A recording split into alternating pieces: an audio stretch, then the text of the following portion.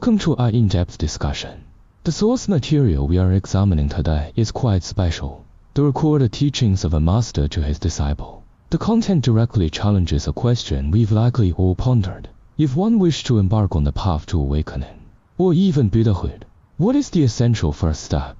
This is a core question, and the answer this master provides might be different from what many instinctively expect. He does not immediately stretch rushing into meditation or studying complex philosophical doctrines. That's right. Instead, he points out a starting point that sounds fundamental, but is absolutely foundational. I believe this starting point is the core of his entire discourse. Compassion. The master's entire argument revolves around a fundamental sequence. To move from a confused, ordinary state to ultimate enlightenment, the starting point must be the heart of compassion. Our primary aim today is to clearly delineate why this master places such strong emphasis on great compassion, and what crucial role it plays on this seemingly long journey. Alright, let's begin to uncover the essence of this discourse. The master begins by directly quoting the words of Samantabhadra Bodhisattva in the Avatamsaka Sutra flow. Regarding Sutra, all Buddhas and Tathagatas take the heart of great compassion as their essence. Thus, because of sentient beings, great compassion arises. Because of great compassion, the body-mind is generated. Because of the body-mind, one attains anuttara samyak sambodhi, perfect enlightenment. This passage is indeed the total blueprint for the path to Buddhahood, clearly pointing out the foundation and the sequential order. Essence T, the essential nature, the core essence of a Buddha's existence, is great compassion. This is paramount. Sequence, because of sentient beings, great compassion arises. You must first see and experience the suffering of sentient beings to give rise to that profound heart of pity. It's not an abstract feeling. It has a specific object and trigger. Because of great compassion, the body-mind is generated. This strong compassion naturally triggers a grander aspiration, not just hoping sentient beings escape suffering, but wishing for them to attain ultimate peace and wisdom. This is the body-mind, the mind of enlightenment. Because of the body-mind, one attains perfect enlightenment. With this mind, dedicated to one's own and others' awakening, one ultimately achieves the Buddhahood. It sounds like compassion is truly the source of everything, like the engine. Without it, the rest of the path cannot be started. Exactly. The master quotes this passage to establish this fundamental sequence. Compassion is the foundation of all practice and the source of all motivation. Without this starting point, subsequent practice may lack direction or depth. How immense is the power of this compassion? It sounds like more than our ordinary sympathy. The master then mentions the Apusaka cholesterol, which states that practicing compassion yields immeasurable great benefits. It can even destroy evil karma as fast as Mount Meru, and enable one to soon attain anuttara samyak sambodhi, supreme perfect enlightenment. The power to destroy Mount Meru-sized karma is astonishing. The compassion spoken of here is indeed endowed with immense transformative power. It is far more than passive sympathy.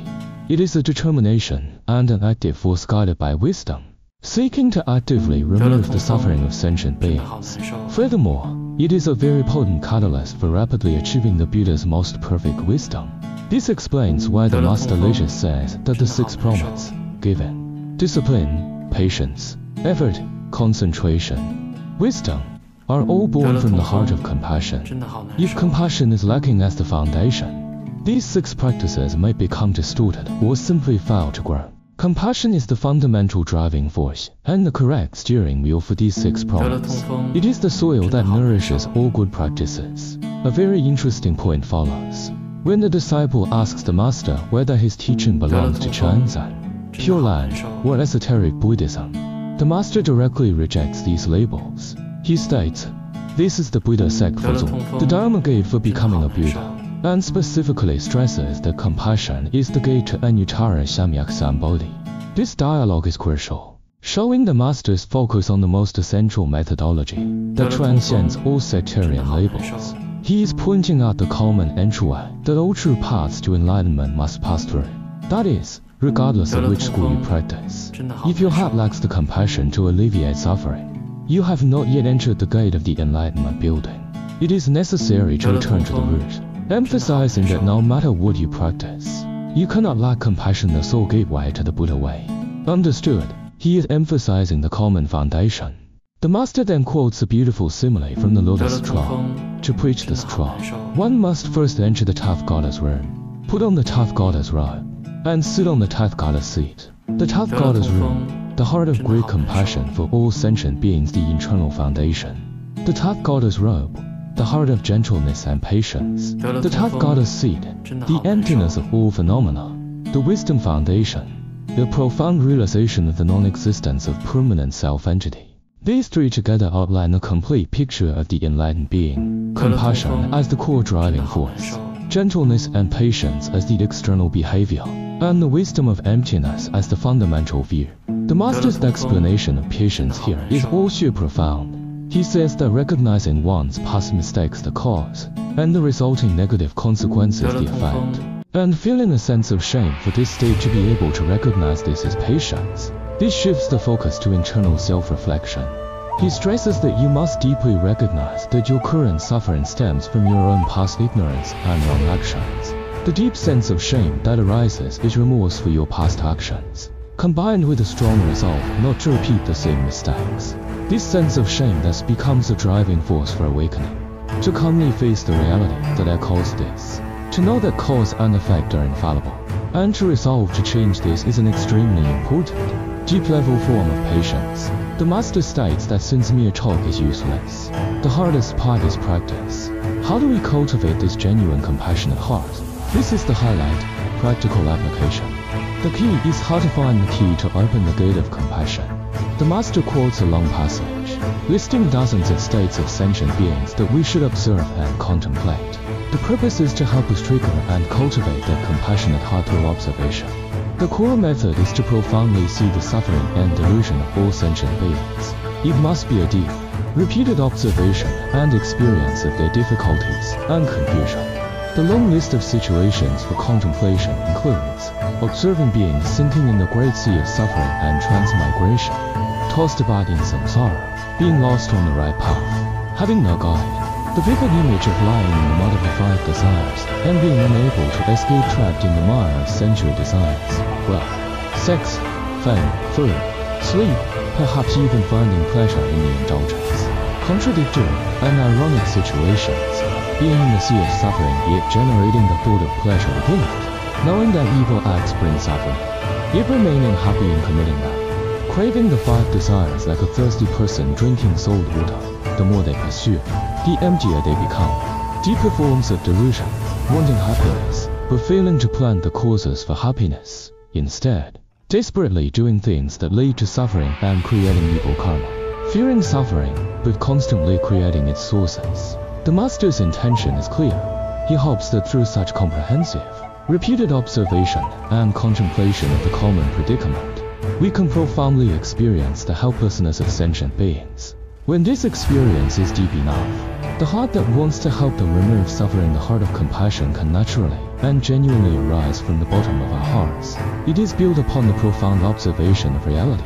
I say, it is through contemplation that compassion arises. The master clarifies the relationship between compassion and body-mind by examining the mind in three aspects: T's, mind essence, and mind appearance. These are inherently pure and empty. They are realized, not practiced. Mind function. This is where practice occurs. The function of the ordinary mind is diluted, so the focus of practice is here. The compassion that the master emphasizes, the will and action to relieve suffering, is the core part of the mind function that we must actively cultivate and practice. It is the crucial driving force that realizes the complete Bodhi-mind. The master points out the path's difficulty, noting that intensive, uninterrupted practice might take 27 years to achieve a certain level of accomplishment. This underscores the seriousness, difficulty, and long-term nature of practice, requiring immense patience and continuous effort. He also stresses the true meaning of respect for the teacher. Genuine respect comes from inner conviction and a willingness to practice according to the teachings. Only this relationship, based on trust and practice, can ensure the teacher's guidance is effective at the most critical junctures. Following the master's discourse, we understand why compassion is the sole gateway and the core driving force for awakening.